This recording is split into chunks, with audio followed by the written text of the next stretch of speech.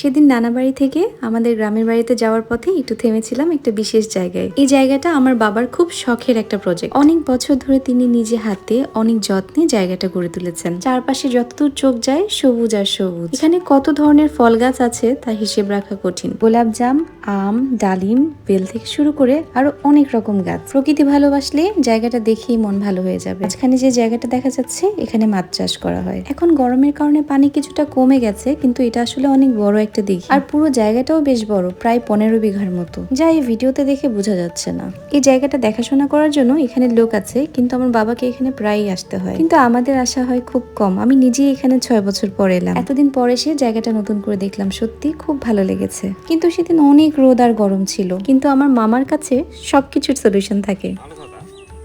Thank you. উনি হলেন আমার বড় মামা। আমাদের সাথে আমার মামাও এসেছিলেন। আর অনেক প্রিয় একজন মানুষ উনি। আল্লাহ ওনাকে অনেক নেখায়াত দিক।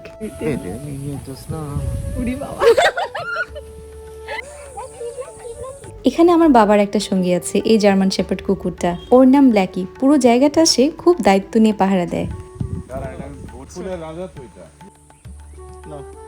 Thank you. অনেক আঁকা বাঁকা রাস্তা।